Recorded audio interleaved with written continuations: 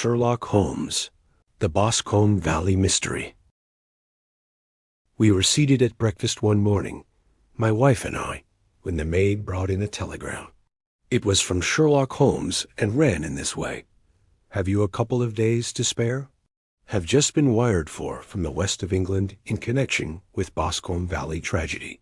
Shall be glad if you will come with me. Air and scenery perfect. Leave Paddington by the 11.15. What do you say, dear?" said my wife, looking across at me. "Will you go?" I really don't know what to say. I have a fairly long list at present. Oh, Anstruther would do your work for you. You have been looking a little pale lately. I think that the change would do you good, and you are always so interested in Mr. Sherlock Holmes' cases. I should be ungrateful if I were not, seeing what I gained through one of them, I answered. But if I am to go, I must pack at once, for I have only half an hour. My experience of camp life in Afghanistan had at least had the effect of making me a prompt and ready traveler. My wants were few and simple, so that in less than the time stated, I was in a cab with my valise, rattling away to Paddington Station. Sherlock Holmes was pacing up and down the platform, his tall, gaunt figure made even gaunter and taller by his long gray traveling cloak and close-fitting cloth cap. "It is really very good of you to come, Watson," said he. "It makes a considerable difference to me, having someone with me on whom I can thoroughly rely. Local aid is always either worthless or else biased. If you will keep the 2 corner seats, I shall get the tickets." We had the carriage to ourselves, save for an immense litter of papers which Holmes had brought with him. Among these he rummaged and read, with intervals of note-taking and of meditation, until we were past reading. Then he suddenly rolled them all into a gigantic ball and tossed them up onto the rack. "Have you heard anything of the case?" he asked. "Not a word. I have not seen a paper for some days. The London press has not had very full accounts. I have just been looking through all the recent papers in order to master the particulars. It seems, from what I gather, to be one of those simple cases which are so extremely difficult. That sounds a little paradoxical, but it is profoundly true. Singularity is almost invariably a clue. The more featureless and commonplace a crime is, the more difficult it is to bring it home. In this case, however, they have established a very serious case against the son of the murdered man." "It is a murder, then?" "Well, it is conjectured to be so. I shall take nothing for granted until I have the opportunity of looking personally into it. I will explain the state of things to you, as far as I have been able to understand it, in a very few words. Boscombe Valley is a country district not very far from Ross, in Herefordshire. The largest landed proprietor in that part is a Mr. John Turner, who made his money in Australia and returned some years ago to the old country. One of the farms which he held, that of Hatherley, was let to Mr. Charles McCarthy, who was also an ex-Australian. The men had known each other in the colonies, so that it was not unnatural that when they came to settle down, they should do so as near each other as possible. Turner was apparently the richer man, so McCarthy became his tenant, but still remained, it seems, upon terms of perfect equality, as they were frequently together. McCarthy had one son, a lad of 18, and Turner had an only daughter of the same age, but neither of them had wives living. They appear to have avoided the society of the neighboring English families and to have led retired lives, though both the McCarthys were fond of sport and were frequently seen at the race meetings of the neighborhood. McCarthy kept 2 servants, a man and a girl. Turner had a considerable household, some half-dozen at the least. That is as much as I have been able to gather about the families. Now for the facts.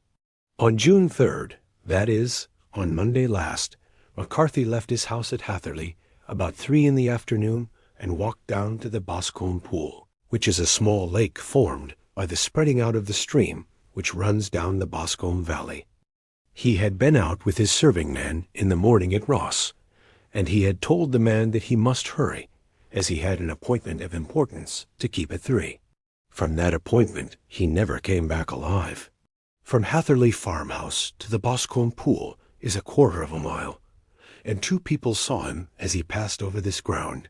One was an old woman, whose name is not mentioned, and the other was William Crowder, a gamekeeper in the employ of Mr. Turner. Both these witnesses deposed that Mr. M.C. Carthy was walking alone. The gamekeeper adds that within a few minutes of his seeing Mr. McCarthy pass, he had seen his son, Mr. James McCarthy, going the same way with a gun under his arm.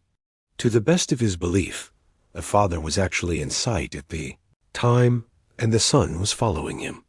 He thought no more of the matter until he heard in the evening of the tragedy that had occurred. The 2 McCarthys were seen after the time when William Crowder, the gamekeeper, lost sight of them. The Boscombe Pool is thickly wooded round, with just a fringe of grass and of reeds round the edge. A girl of 14, Patience Moran, who is the daughter of the lodge-keeper of the Boscombe Valley estate, was in one of the woods picking flowers. She states that while she was there, she saw, at the border of the wood and close by the lake, Mr. McCarthy and his son, and that they appeared to be having a violent quarrel. She heard Mr. McCarthy, the elder, using very strong language to his son, and she saw the latter raise up his hand as if to strike his father. She was so frightened by their violence that she ran away and told her mother when she reached home that she had left the 2 McCarthys quarreling near Boscombe Pool, and that she was afraid that they were going to fight. She had hardly said the words when young Mr. McCarthy came running up to the lodge to say that he had found his father dead in the wood, and to ask for the help of the lodge-keeper. He was much excited, without either his gun or his hat, and his right hand and sleeve were observed to be stained with fresh blood. On following him, they found the dead body stretched out upon the grass beside the pool. Head had been beaten in by repeated blows of some heavy and blunt weapon. The injuries were such as might very well have been inflicted by the butt end of his son's gun, which was found lying on the grass within a few paces of the body. Under these circumstances, the young man was instantly arrested, and a verdict of willful murder having been returned at the inquest on Tuesday, he was on Wednesday brought before the magistrates at Ross, who have referred the case to the next assizes. Those are the main facts of the case as they came out before the coroner and the police court. I could hardly imagine a more damning case. I remarked, if ever circumstantial evidence pointed to a criminal, it does so here. Circumstantial evidence is a very tricky thing, answered Holmes thoughtfully. It may seem to point very straight to one thing, but if you shift your own point of view a little, you may find it pointing in an equally uncompromising manner to something entirely different. It must be confessed, however, that the case looks exceedingly grave against the young man, and it is very possible that he is indeed the culprit. There are several people in the neighborhood, however, and among them Miss Turner, the daughter of the neighboring landowner, who believe in his innocence, and who have retained Lestrade, whom you may recollect in connection with the study in Scarlet, to work out the case in his interest. Lestrade, being rather puzzled, has referred the case to me, and hence it is that 2 middle-aged gentlemen are flying westward 50 miles an hour, instead of quietly digesting their breakfasts at home. I am afraid, said I, that the facts are so obvious that you will find little credit to be gained out of this case. There is nothing more deceptive than an obvious fact, he answered, laughing. Besides, we may chance to hit upon some other obvious facts which may have been by no means obvious to Mr. Lestrade. You know me too well to think that I am boasting when I say that I shall either confirm or destroy his theory by means which he is quite incapable of employing, or even of understanding. To take the first example to hand, I very clearly perceive that in your bedroom the window is upon the right-hand side, and yet I question whether Mr. Lestrade would have noted even so self-evident a thing as that. How on earth, my dear fellow, I know you well. I know the military neatness which characterizes you. You shave every morning, and in this season you shave by the sunlight. But since your shaving is less and less complete as we get farther back on the left side, until it becomes positively slovenly as we get round the angle of the jaw. It is surely very clear that that side is less illuminated than the other. I could not imagine a man of your habits looking at himself in an equal light and being satisfied with such a result. I only quote this as a trivial example of observation and inference. Therein lies my métier, and it is just possible that it may be of some service in the investigation which lies before us. There are one or two minor points which were brought out in the inquest, and which are worth considering. What are they? It appears that his arrest did not take place at once, but after the return to Hatherley Farm. On the inspector of constabulary informing him that he was a prisoner, he remarked that he was not surprised to hear it, and that it was no more than his deserts. This observation of his had the natural effect of removing any traces of doubt which might have remained in the minds of the coroner's jury. "It was a confession," I ejaculated. "No, for it was followed by a protestation of innocence. Coming on the top of such a damning series of events, it was at least a most suspicious remark." "On the contrary," said Holmes, "it is the brightest rift which I can at present see in the clouds. However innocent he might be, he could not be such an absolute imbecile as not to see that the circumstances were very black against him. Had he appeared surprised at his own arrest, or feigned indignation at it, I should have looked upon it as highly suspicious, because such surprise or anger would not be natural under the circumstances, and yet might appear to be the best policy to a scheming man. His frank acceptance of the situation marks him as either an innocent man, or else as a man of considerable self-restraint and firmness. As to his remark about his deserts, it was also not unnatural, if you consider that he stood beside the dead body of his father, and that there is no doubt that he had that very day so far forgotten his filial duty as to bandy words with him, and even, according to the little girl whose evidence is so important, to raise his hand as if to strike him. The self-reproach and contrition which are displayed in his remark appear to me to be the signs of a healthy mind rather than of a guilty one. I shook my head. "Many men have been hanged on far slighter evidence," I remarked. "So they have, and many men have been wrongfully hanged. What is the young man's own account of the matter? It is, I am afraid, not very encouraging to his supporters, though there are one or two points in it which are suggestive.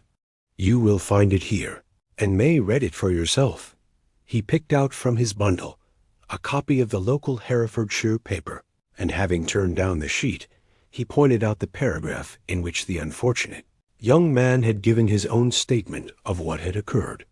I settled myself down in the corner of the carriage and read it very carefully. It ran in this way: Mr. James McCarthy, the only son of the deceased, was then called and gave evidence as follows. I had been away from home for 3 days at Bristol, and had only just returned upon the morning of last Monday, the 3rd. My father was absent from home at the time of my arrival, and I was informed by the maid that he had driven over to Ross with John Cobb, the groom. Shortly after my return, I heard the wheels of his trap in the yard, and looking out of my window, I saw him get out and walk rapidly out of the yard, though I was not aware in which direction he was going. I then took my gun and strolled out in the direction of the Boscombe Pool, with the intention of visiting the rabbit warren, which is upon the other side. On my way, I saw William Crowder, the gamekeeper, as he had stated in his evidence. But he is mistaken in thinking that I was following my father. I had no idea that he was in front of me. When about 100 yards from the pool, I heard a cry of "cooey," which was a usual signal between my father and myself. I then hurried forward and found him standing by the pool. He appeared to be much surprised at seeing me, and asked me rather roughly what I was doing there. A conversation ensued which led to high words, and almost to blows, for my father was a man of a very violent temper. Seeing that his passion was becoming ungovernable, I left him and returned towards Hatherley Farm. I had not gone more than 150 yards, however, when I heard a hideous outcry behind me, which caused me to run back again. I found my father expiring upon the ground, with his head terribly injured. I dropped my gun and held him in my arms, but he almost instantly expired. I knelt beside him for some minutes, and then made my way to Mr. Turner's lodgekeeper, his house being the nearest, to ask for assistance. I saw no one near my father when I returned, and I have no idea how he came by his injuries. He was not a popular man, being somewhat cold and forbidding in his manners, but he had, as far as I know, no active enemies. I know nothing further of the matter. The coroner: did your father make any statement to you before he died? Witness: he mumbled a few words, but I could only catch some allusion to a rat. The coroner: what did you understand by that? Witness: it conveyed no meaning to me. I thought that he was delirious. The coroner: what was the point upon which you and your father had this final quarrel? Witness: I should prefer not to answer. The coroner: I am afraid that I must press it. Witness: it is really impossible for me to tell you. I can assure you that it has nothing to do with the sad tragedy which followed. The coroner: that is for the court to decide. I need not point out to you that your refusal to answer will prejudice your case considerably in any future proceedings which may arise. Witness: I must still refuse. The coroner: I understand that the cry of "Cooey" was a common signal between you and your father? Witness: it was. The coroner: how was it, then, that he uttered it before he saw you, and before he even knew that you had returned from Bristol? Witness, with considerable confusion: I do not know. A juryman: did you see nothing which aroused your suspicions when you returned on hearing the cry, and found your father fatally injured? Witness: nothing definite. The coroner: what do you mean? Witness: I was so disturbed and excited as I rushed out into the open that I could think of nothing except of my father. Yet I have a vague impression that as I ran forward something lay upon the ground to the left of me. It seemed to me to be something gray in color, a coat of some sort, or a plaid perhaps. When I rose from my father, I looked round for it, but it was gone. Do you mean that it disappeared before you went for help? Yes, it was gone. You cannot say what it was? No, I had a feeling something was there. How far from the body? 12 yards or so. And how far from the edge of the wood? About the same. Then if it was removed, it was while you were within 12 yards of it? Yes, but with my back towards it. This concluded the examination of the witness. I see, said I, as I glanced down the column, that the coroner in his concluding remarks was rather severe upon young McCarthy. He calls attention, and with reason, to the discrepancy about his father having signaled to him before seeing him, also to his refusal to give details of his conversation with his father, and his singular account of his father's dying words. They are all, as he remarks, very much against the son. Holmes laughed softly to himself and stretched himself out upon the cushioned seat. Both you and the coroner have been at some pains, said he, to single out the very strongest points in the young man's favor. Don't you see that you alternately give him credit for having too much imagination and too little? Too little, if he could not invent a cause of quarrel which would give him the sympathy of the jury. Too much, if he evolved from his own inner consciousness anything so outre as a dying reference to a rat and the incident of the vanishing cloth. No, sir, I shall approach this case from the point of view that what this young man says is true, and we shall see whither that hypothesis will lead us. And now here is my pocket Petrarch, and not another word shall I say of this case until we are on the scene of action. We lunch at Swindon, and I see that we shall be there in 20 minutes. It was nearly 4 o'clock when we at last, after passing through the beautiful Stroud Valley and over the broad gleaming Severn, found ourselves at the pretty little country town of Ross. A lean, ferret-like man, furtive and sly-looking, was waiting for us upon the platform. In spite of the light brown dust coat and leather leggings which he wore in deference to his rustic surroundings, I had no difficulty in recognizing Lestrade, of Scotland Yard. With him we drove to the Hereford Arms, where a room had already been engaged for us. "I have ordered a carriage," said Lestrade, as we sat over a cup of tea. "I knew your energetic nature, and that you would not be happy until you had been on the scene of the crime." "It was very nice and complimentary of you," Holmes answered. "It is entirely a question of barometric pressure." Lestrade looked startled. "I do not quite follow," he said. "How is the glass? 29, I see. No wind, and not a cloud in the sky. I have a case full of cigarettes here which need smoking, and the sofa is very much superior to the usual country hotel abomination. I do not think that it is probable that I shall use the carriage tonight." Lestrade laughed indulgently. "You have, no doubt, already formed your conclusions from the newspapers," he said. "The case is as plain as a pikestaff, and the more one goes into it, the plainer it becomes. Still, of course, one can't refuse a lady, and such a very positive one, too. She has heard of you, and would have your opinion, though I repeatedly told her that there was nothing which you could do which I had not already done. Why, bless my soul, here is her carriage at the door." He had hardly spoken before there rushed into the room one of the most lovely young women that I have ever seen in my life, her violet eyes shining, her lips parted, a pink flush upon her cheeks, all thought of her natural reserve lost in her overpowering excitement and concern. "Oh, Mr. Sherlock Holmes," she cried, glancing from one to the other of us, and finally, with a woman's quick intuition, fastening upon my companion, "I am so glad that you have come. I have driven down to tell you so. I know that James didn't do it. I know it, and I want you to start upon your work knowing it, too. Never let yourself doubt upon that point. We have known each other since we were little children, and I know his faults as no one else does. But he is too tender-hearted to hurt a fly. Such a charge is absurd to anyone who really knows him. I hope we may clear him, Miss Turner," said Sherlock Holmes. "You may rely upon my doing all that I can. But you have read the evidence. You have formed some conclusion? Do you not see some loophole? Some flaw? Do you not yourself think that he is innocent?" "I think that it is very probable. There now," she cried, throwing back her head and looking defiantly at Lestrade. "You here."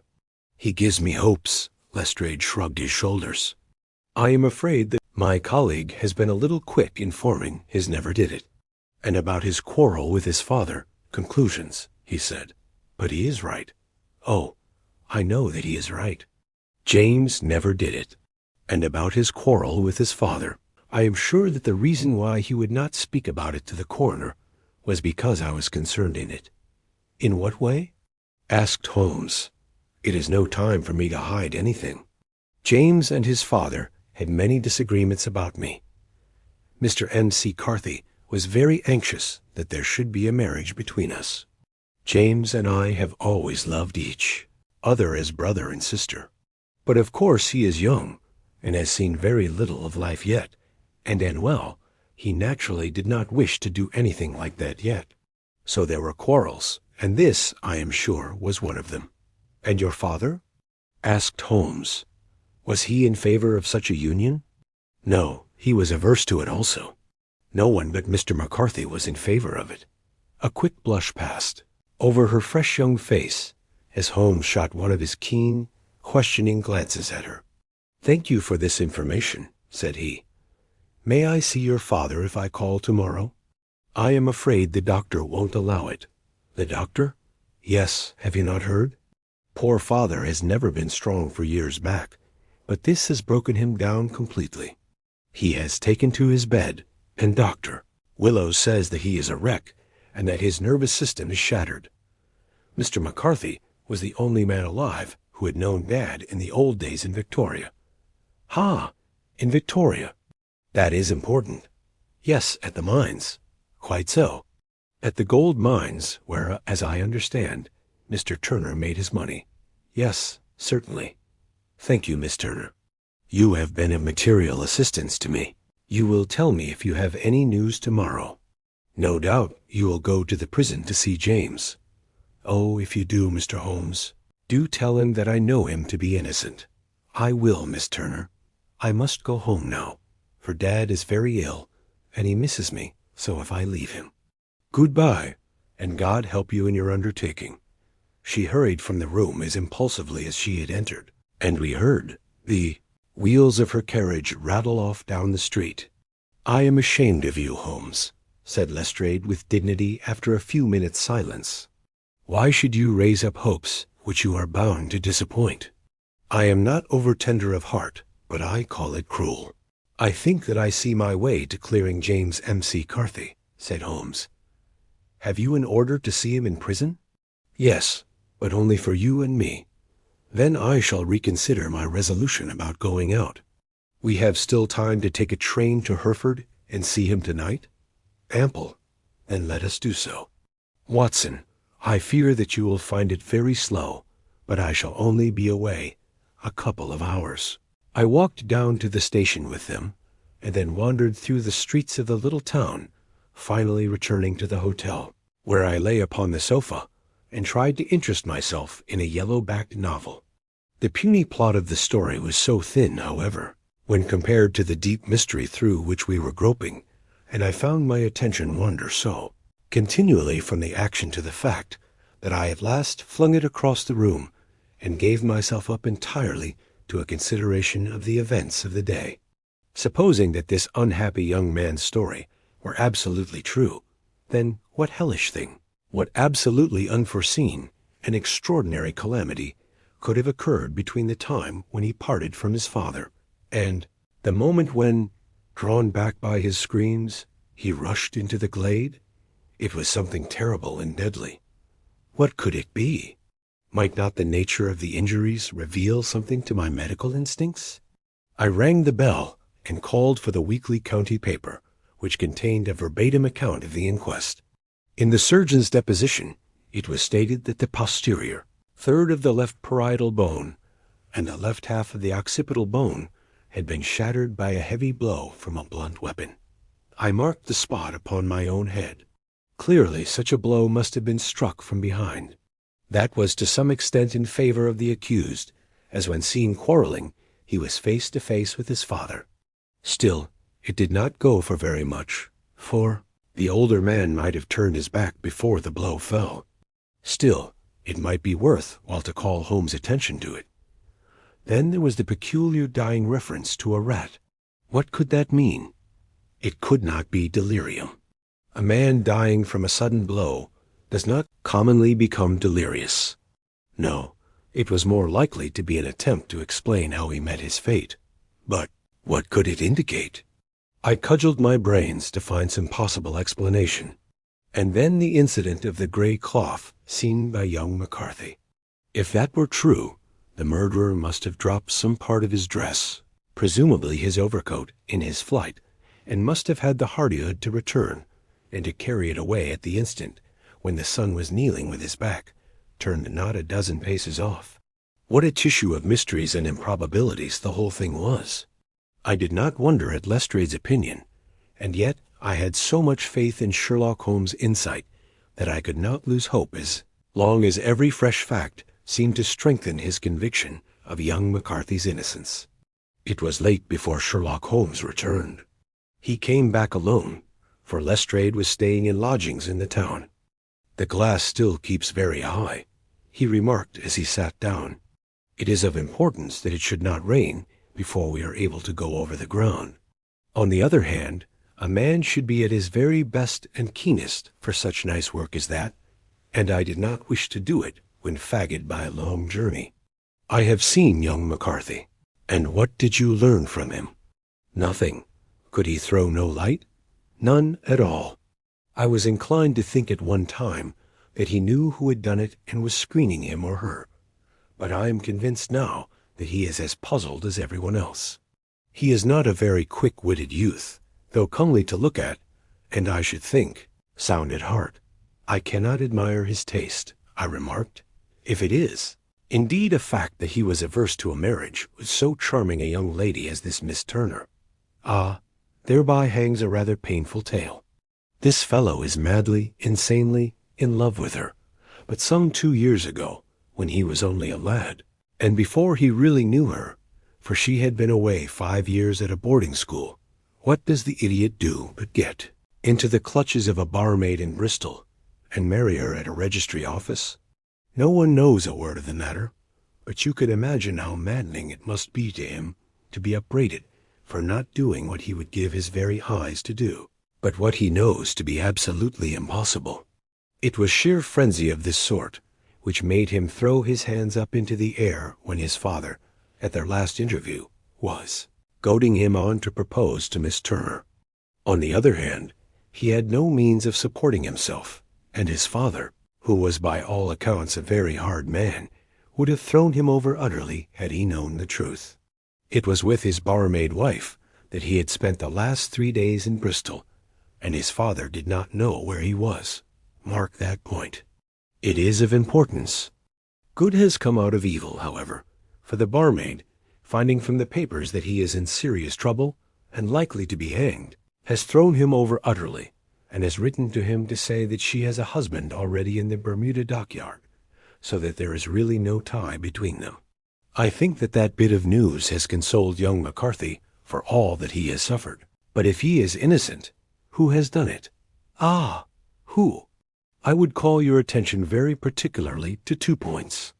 One is that the murdered man had an appointment with someone at the pool, and that the someone could not have been his son, for his son was away, and he did not know when he would return. The second is that the murdered man was heard to cry "Cooey" before he knew that his son had returned. Those are the crucial points upon which the case depends. And now let us talk about George Meredith, if you please, and we shall leave all minor matters until tomorrow. There was no rain, as Holmes had foretold, and the morning broke bright and cloudless. At 9 o'clock, Lestrade called for us with the carriage, and we set off for Hatherley Farm and the Boscombe Pool. "There is serious news this morning," Lestrade observed. "It is said that Mr. Turner, of the Hall, is so ill that his life is despaired of." "An elderly man, I presume?" said Holmes. "About 60, but his constitution has been shattered by his life abroad, and he has been in failing health for some time. This business has had a very bad effect upon him. He was an old friend of M.C. Carthy's, and I may add, a great benefactor to him, for I have learned that he gave him Hatherley Farm rent-free." "Indeed, that is interesting," said Holmes. "Oh, yes. In 100 other ways he has helped him. Everybody about here speaks of his kindness to him. Really, does it not strike you as a little singular that this McCarthy, who appears to have had little of his own, and to have been under such obligations to Turner, should still talk of marrying his son to Turner's daughter, who is presumably heiress to the estate, and that in such a very cocksure manner, as if it were merely a case of a proposal and all else would follow? It is the more strange, since we know that Turner himself was averse to the idea. The daughter told us as much. Do you not deduce something from that?" "We have got to the deductions and the inferences," said Lestrade, winking at me. "I find it hard enough to tackle facts, Holmes, without flying away after theories and fancies." "You are right," said Holmes demurely. "You do find it very hard to tackle the facts. Anyhow, I have grasped one fact which you seem to find it difficult to get hold of," replied Lestrade with some warmth. "And that is, that McCarthy Sr. met his death from M.C. Carthy Jr., and that all theories to the contrary are the merest moonshine." "Well, moonshine is a brighter thing than fog," said Holmes, laughing. "But I am very much mistaken if this is not Hatherley Farm upon the left. Yes, that is it." It was a widespread, comfortable-looking building, 2-storied, slate-roofed, with great yellow blotches of lichen upon the gray walls. The drawn blinds and the smokeless chimneys, however, gave it a stricken look, as though the weight of this horror still lay heavy upon it. We called at the door, when the maid, at Holmes' request, showed us the boots which her master wore at the time of his death, and also a pair of the son's, though not the pair which he had then had. Having measured these very carefully, from 7 or 8 different points, Holmes desired to be led to the courtyard, from which we all followed the winding track which led to Boscombe Pool. Sherlock Holmes was transformed when he was hot upon such a scent as this. Men who had only known the quiet thinker and logician of Baker Street would have failed to recognize him. His face flushed and darkened. His brows were drawn into two hard black lines, while his eyes shone out from beneath them with a steely glitter. His face was bent downward, his shoulders bowed, his lips compressed, and the veins stood out like whipcord in his long, sinewy neck. His nostrils seemed to dilate with a purely animal lust for the chase, and his mind was so absolutely concentrated upon the matter before him that a question or remark fell unheeded upon his ears, or, at the most, only provoked a quick, impatient snarl in reply. Swiftly and silently he made his way along the track, which ran through the meadows, and so by way of the woods to the Boscombe Pool. It was damp, marshy ground, as is all that district, and there were marks of many feet, both upon the path and amid the short grass which bounded it on either side. Sometimes Holmes would hurry on, sometimes stop dead, and once he made quite a little detour into the meadow. Lestrade and I walked behind him, the detective indifferent and contemptuous, while I watched my friend with the interest which sprang from the conviction that every one of his actions was directed towards a definite end. The Boscombe Pool, which is a little reed-girt sheet of water some 50 yards across, is situated at the boundary between the Hatherley farm and the private park of the wealthy Mr. Turner. Above the woods which lined it upon the farther side, we could see the red, jutting pinnacles which marked the site of the rich landowner's dwelling. On the Hatherley side of the pool, the woods grew very thick, and there was a narrow belt of sodden grass, 20 paces across between the edge of the trees and the reeds which lined the lake. Lestrade showed us the exact spot at which the body had been found, and indeed, so moist was the ground that I could plainly see the traces which had been left by the fall of the stricken man. To Holmes, as I could see by his eager face and peering eyes, very many other things were to be read upon the trampled grass. He ran round like a dog who is picking up a scent, and then turned upon my companion. "What did you go into the pool for?" he asked. "I fished about with a rake. I thought there might be some weapon or other trace, but how on earth—" "Oh, tut, tut, I have no time. That left foot of yours, with its inward twist, is all over the place. A mole could trace it, and there it vanishes among the reeds. Oh, how simple it would all have been had I been here before they came like a herd of buffalo, and wallowed all over it. Here is where the party with the lodge-keeper came, and they have covered all tracks for 6 or 8 feet round the body. But here are 3 separate tracks of the same feet." He drew out a lens and lay down upon his waterproof to have a better view, talking all the time rather to himself than to us. "These are young McCarthy's feet. Twice he was walking, and once he ran swiftly, so that the soles are deeply marked and the heels hardly visible. That bears out his story. He ran when he saw his father on the ground. Then here are the father's feet as he paced up and down. What is this, then? It is the butt end of the gun as the son stood listening. And this? What have we here? Tiptoes. Tiptoes. Square, too. Quite unusual boots. They come, they go. They come again, of course, that was for the cloak. Now where did they come from?" He ran up and down, sometimes losing, sometimes finding the track, until we were well within the edge of the wood and under the shadow of a great beech, the largest tree in the neighborhood. Holmes traced his way to the farther side of this and lay down once more, upon his face with a little cry of satisfaction. For a long time he remained there, turning over the leaves and dried sticks, gathering up what seemed to me to be dust into an envelope, and examining with his lens not only the ground, but even the bark of the tree as far as he could reach. A jagged stone was lying among the moss, and this also he carefully examined and retained. Then he followed a pathway through the wood until he came to the highroad, where all traces were lost. "It has been a case of considerable interest," he remarked, returning to his natural manner. "I fancy that this gray house on the right must be the lodge.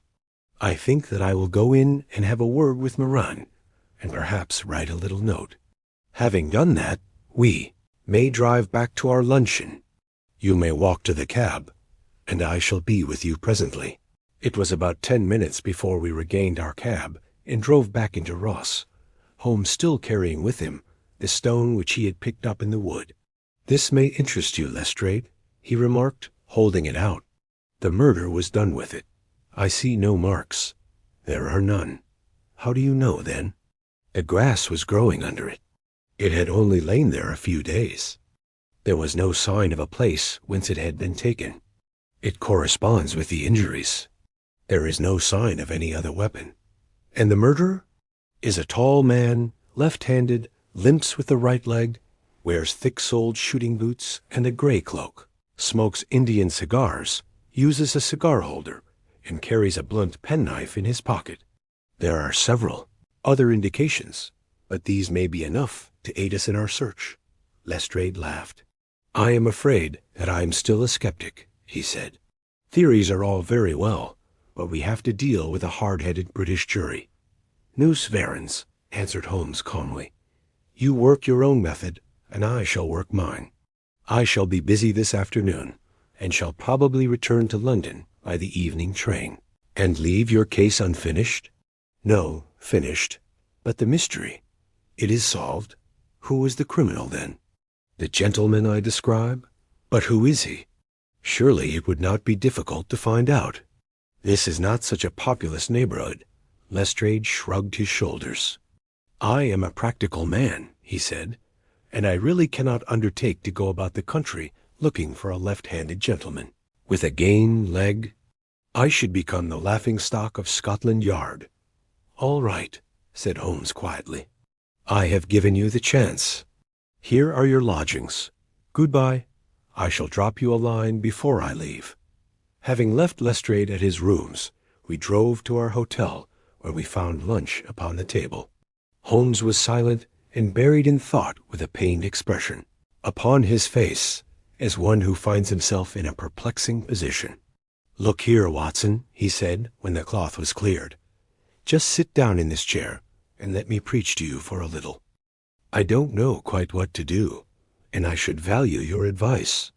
Light a cigar and let me expound. Pray do so. Well now, in considering this case, there are 2 points about young McCarthy's narrative which struck us both instantly, although they impressed me in his favor and you against him. One was the fact that his father should, according to his account, cry "Cooey" before seeing him. The other was his singular dying reference to a rat. He mumbled several words, you understand, but that was all that caught the son's ear. Now from this double point, our research must commence, and we will begin it by presuming that what the lad says is absolutely true. What of this, Cooey? Then, well, obviously it could not have been meant for the son. The son, as far as he knew, was in Bristol. It was mere chance that he was within earshot. The Cooey was meant to attract the attention of whoever it was that he had the appointment with. But Cooey is a distinctly Australian cry, and one which is used between Australians. There is a strong presumption that the person whom McCarthy expected to meet him at Boscombe Pool was someone who had been in Australia. What of the rat, then? Sherlock Holmes took a folded paper from his pocket and flattened it out on the table. "This is a map of the colony of Victoria," he said. "I wired to Bristol for it last night." He put his hand over part of the map. "What do you read?" "A rat," I read. "And now?" He raised his hand. "Ballarat." "Quite so." That was the word the man uttered, and of which his son only caught the last 2 syllables. He was trying to utter the name of his murderer. So and so, of Ballarat. "It is wonderful," I exclaimed. "It is obvious." And now, you see, I had narrowed the field down considerably. The possession of a gray garment was a third point which, granting the son's statement to be correct, was a certainty. We have come now out of mere vagueness to the definite conception of an Australian from Ballarat with a grey cloak. Certainly. And one who is at home in the district, for the pool can only be approached by the farm or by the estate, where strangers could hardly wander. Quite so. Then comes our expedition of today. By an examination of the ground, I gained the trifling details, which I gave to that imbecile Lestrade, as to the personality of the criminal. But how did you gain them? You know my method. It is founded upon the observation of trifles. His height, I know that you might roughly judge from the length of his stride. His boots, too, might be told from their traces. Yes, they were peculiar boots. But his lameness? The impression of his right foot was always less distinct than his left. He put less weight upon it. Why? Because he limped, he was lame. But his left-handedness. You were yourself struck by the nature of the injury, as recorded by the surgeon at the inquest. The blow was struck from immediately behind, and yet was upon the left side. Now, how can that be, unless it were by a left-handed man? He had stood behind that tree during the interview between the father and son. He had even smoked there. I found the ash of a cigar, which my special knowledge of tobacco ashes enables me to pronounce as an Indian cigar. I have, as you know, devoted some attention to this, and written a little monograph on the ashes of 140 different varieties of pipe, cigar, and cigarette tobacco. Having found the ash, I then looked round and discovered the stump among the moss where he had tossed it. It was an Indian cigar, of the variety which are rolled in Rotterdam. And the cigar holder? I could see that the end had not been in his mouth. Therefore he used a holder. The tip had been cut off, not bitten off, but the cut was not a clean one, so I deduced a blunt penknife. Holmes, I said, you have drawn a net round this man from which he cannot escape, and you have saved an innocent human life as truly as if you had cut the cord which was hanging him. I see the direction in which all this points. The culprit is Mr. John Turner, cried the hotel waiter, opening the door of our sitting-room and ushering in a visitor. The man who entered was a strange and impressive figure. His slow, limping step and bowed shoulders gave the appearance of decrepitude, and yet his hard, deep-lined, craggy features and his enormous limbs showed that he was possessed of unusual strength of body and of character. His tangled beard, grizzled hair, and outstanding drooping eyebrows combined to give an air of dignity and power to his appearance, but his face was of an ashen white, while his lips and the corners of his nostrils were tinged with a shade of blue. It was clear to me at a glance that he was in the grip of some deadly and chronic disease. "Pray sit down on the sofa," said Holmes gently. "You had my note?" "Yes, the lodge-keeper brought it up. You said that you wished to see me here to avoid scandal. I thought people would talk if I went to the hall. And why did you wish to see me?" He looked across at my companion with despair in his weary eyes, as though his question was already answered. "Yes," said Holmes, answering the look rather than the words. "It is so. I know all about McCarthy." The old man sank his face in his hands. "God help me," he cried, "but I would not have let the young man come to harm. I give you my word that I would have spoken out if it went against him at the assizes." "I am glad to hear you say so," said Holmes gravely. "I would have spoken now had it not been for my dear girl. It would break her heart. It will break her heart when she hears that I am arrested." "It may not come to that," said Holmes. "What?" "I am no official agent. I understand that it was your daughter who required my presence here, and I am acting in her interests. Young McCarthy must be got off, however." "I am a dying man," said old Turner. "I have had diabetes for years. My doctor says it is a question whether I shall live a month. Yet I would rather die under my own roof than in a jail." Holmes rose and sat down at the table with his pen in his hand and a bundle of paper before him. "Just tell us the truth," he said. "I shall jot down the facts. You will sign it, and Watson here can witness it. Then I could produce your confession at the last extremity to save young McCarthy. I promise you that I shall not use it unless it is absolutely needed. It's as well, said the old man. It's a question whether I shall live to the assizes, so it matters little to me, but I should wish to spare Alice the shock. And now I will make the thing clear to you. It has been a long time in the acting, but will not take me long to tell. You didn't know this dead man, McCarthy. He was a devil incarnate. I tell you that. God keep you out of the clutches of such a man as he. His grip has been upon me these 20 years, and he has blasted my life. I'll tell you first how I came to be in his power. It was in the early 60s, at the diggings. I was a young chap then, hot-blooded and reckless, ready to turn my hand at anything. I got among bad companions, took to drink, had no luck with my claim, took to the bush, and in a word, became what you would call over here a highway robber. There were 6 of us, and we had a wild, free life of it, sticking up a station, from time to time, or stopping the wagons on the road to the diggings.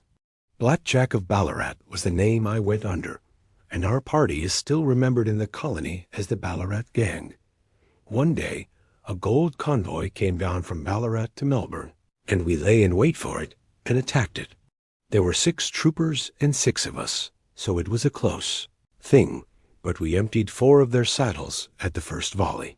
3 of our boys were killed, however, before we got the swag. I put my pistol to the head of the wagon driver, who was this very man McCarthy. I wished to the Lord that I had shot him then, but I spared him, though I saw his wicked little eyes fixed on my face, as though to remember every feature. We got away with the gold, became wealthy men, and made our way over to England without being suspected. There I parted from my old pals and determined to settle down to a quiet and respectable life. I bought this estate, which chanced to be in the market, and I set myself to do a little good with my money to make up for the way in which I had earned it. I married, too, and though my wife died young, she left me my dear little Alice. Even when she was just a baby, her wee hand seemed to lead me down the right path as nothing else had ever done. In a word, I turned over a new leaf and did my best to make up for the past. All was going well when McCarthy laid his grip upon me. I had gone up to town about an investment, and I met him in Regent Street, with hardly a coat to his back or a boot to his foot. "Here we are, Jack," says he, touching me on the arm. "We'll be as good as a family to you. There's 2 of us, me and my son, and you can have the keeping of us. If you don't, it's a fine, law-abiding country as England, and there's always a policeman within hail." Well, down they came to the West Country. There was no shaking them off, and there they have lived rent-free on my best land ever since. There was no rest for me, no peace, no forgetfulness. Turn where I would, there was his cunning, grinning face at my elbow. It grew worse as Alice grew up, for he soon saw I was more afraid of her, knowing my past, than of the police. Whatever he wanted he must have, and whatever it was I gave him without question: land, money, houses, until at last he asked a thing which I could not give. He asked for Alice. His son, you see, had grown up, and so had my girl, and as I was known to be in weak health, it seemed a fine stroke to him that his lad should step into the whole property. But there I was firm. I would not have his cursed stock mixed with mine. Not that I had any dislike to the lad, but his blood was in him, and that was enough. I stood firm. McCarthy threatened. I braved him to do his worst. We were to meet at the pool midway between our houses to talk it over. When I went down there, I found him talking with his son, so I smoked a cigar and waited behind a tree until he should be alone. But as I listened to his talk, all that was black and bitter in me seemed to come uppermost. He was urging his son to marry my daughter with as little regard for what she might think, as if she were a slut from off the streets. It drove me mad to think that I and all that I held most dear should be in the power of such a man as this. Could I not snap the bond? I was already a dying and a desperate man. Though clear of mind and fairly strong of limb, I knew that my own fate was sealed, but my memory and my girl, both could be saved if I could but silence that foul tongue. I did it, Mr. Holmes. I would do it again. Deeply as I have sinned, I have led a life of martyrdom to atone for it. But that my girl should be entangled in the same meshes which held me was more than I could suffer. I struck him down with no more compunction than if he had been some foul and venomous beast. His cry brought back his son. But I had gained the cover of the wood, though I was forced to go back to fetch the cloak, which I had dropped in my flight. That is the true story, gentlemen, of all that occurred. Well, it is not for me to judge you, said Holmes as the old man signed the statement which had been drawn out. I pray that we may never be exposed to such a temptation. I pray not, sir. And what do you intend to do? In view of your health, nothing. You are yourself, aware that you will soon have to answer for your deed at a higher court than the assizes.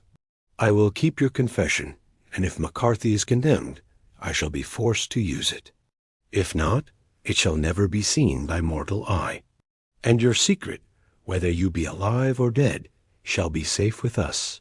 Farewell, then, said the old man solemnly. Your own deathbeds, when they come, will be the easier, for the thought of the peace which you have given to mine. Tottering and shaking in all his giant frame, he stumbled slowly from the room. God help us, said Holmes after a long silence. Why does fate play such tricks with poor, helpless worms? I never hear of such a case as this that I do not think of Baxter's words and say, there, but for the grace of God, goes Sherlock Holmes. James McCarthy was acquitted at the assizes on the strength of a number of objections which had been drawn out by Holmes and submitted to the defending counsel. Old Turner lived for 7 months after our interview, but he is now dead, and there is every prospect that the son and daughter may come to live happily together in ignorance of the black cloud which rests upon their past.